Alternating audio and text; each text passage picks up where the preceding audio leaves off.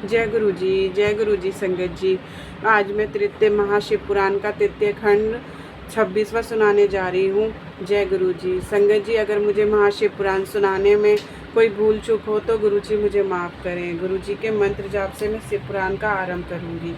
जय गुरु जी। ओम नमः शिवाय, शिव जी सदा सहाय। ओम नमः शिवाय, गुरु जी सदा सहाय।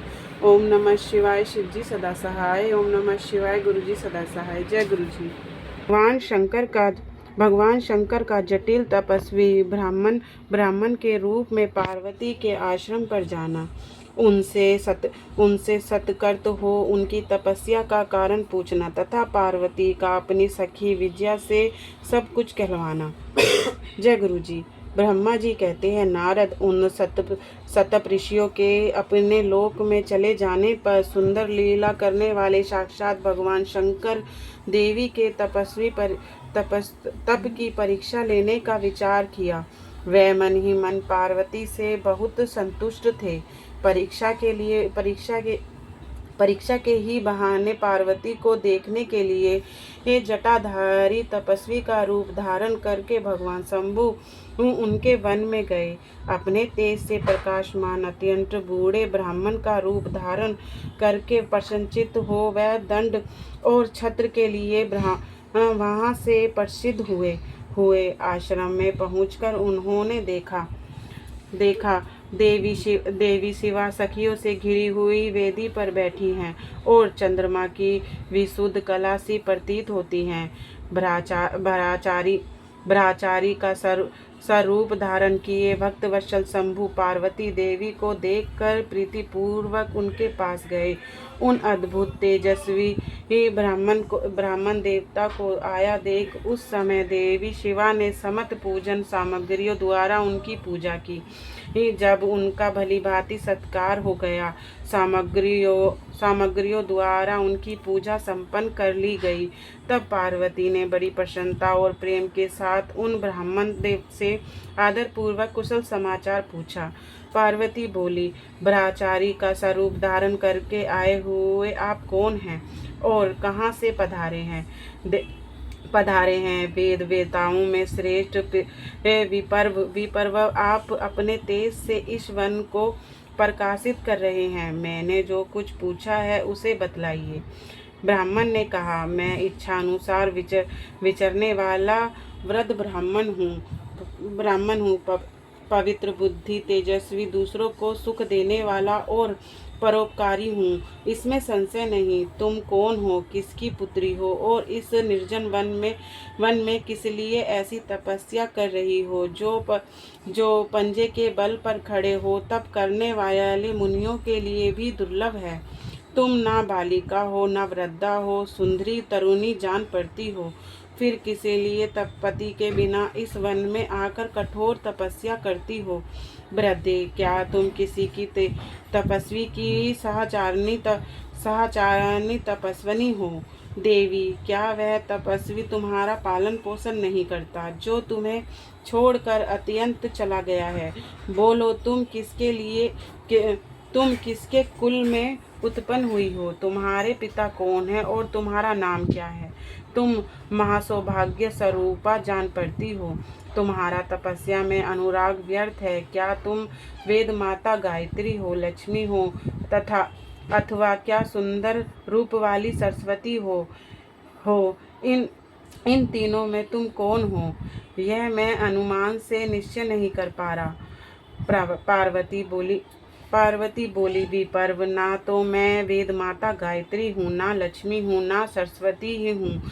इस समय मैं हिमाचल की पुत्री हूँ और मेरा नाम पार्वती है। पूर्व काल में इससे पहले के जन्म में प्रजापति दक्ष की पुत्री थी। उस समय मेरा नाम सती था। एक दिन पिता ने मेरे पति की निंदा की थी, जिससे कुपित हो मैंने योग के द्वारा शरीर को त्याग दिया था।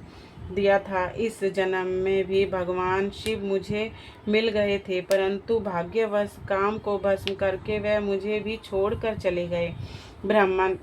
ब्राह्मण शंकर जी के चले जाने पर मैं विहर्त तप से उद्गित हो उठी और तपस्या के लिए दृढ़ निश्चय करके पिता के घर से यहाँ गंगा जी के तट पर चली आई। यहाँ शीघ्र तत्काल कठोर तपस्या करके भी मैं अपने प्राण वल्लभ को ना पा सकी, इसलिए अग्नि में प्रवेश करना चाहती हूँ। इतने में ही आपको आया देख क्षण भर के लिए ठहर गई।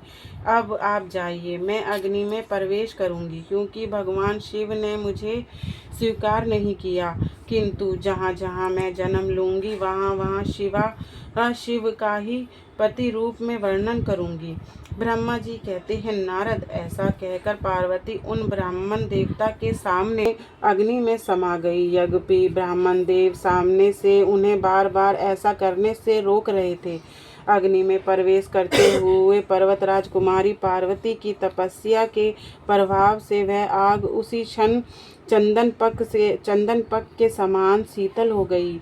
क्षण भर उस आग के भीतर रहकर जब पार्वती आकाश में ऊपर की ओर ठहरने लगी, तब ब्राह्मण रूपधारी शिव ने ऐसा हंसते हुए उनसे पुण्य पूछा, अहो भरदे, तुम्हारा तप क्या है? यह कुछ भी मेरी समझ में नहीं आया।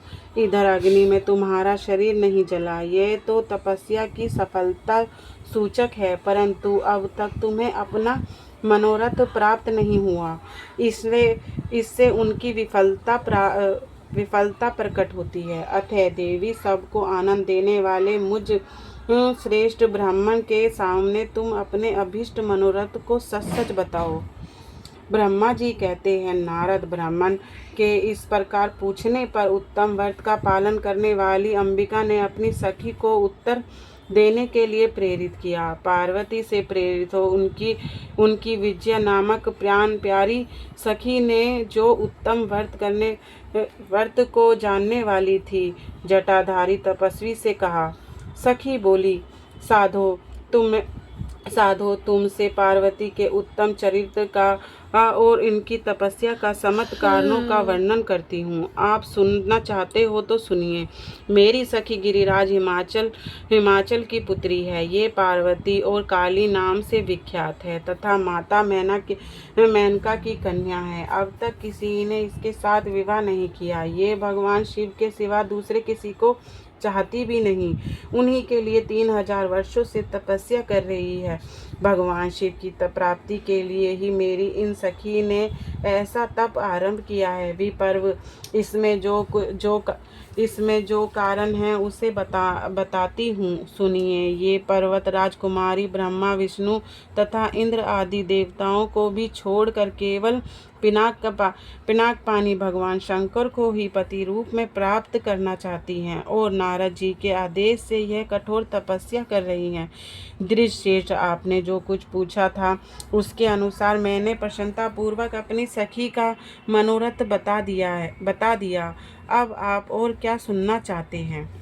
ब्रह्मा जी कहते हैं, नारद, विजया का ये अर्थात वचन सुनकर जटाधारी तपस्वी रुद्र हंसते हुए बोले, सखी ने यह जो कुछ कहा है उसमें मुझे परिहास का अनुमान होता है। यदि यह सब ठीक हो तो पार्वती देवी अपने मुंह से कहे। जटिल ब्राह्मण के इस प्रकार कहने पर पार्वती देवी अपने मुख से ही यूं कहने लगी। जय गुरु जी, शुक्राना गुरु जी, अनंतम शुक्राना। ओम नमः शिवाय।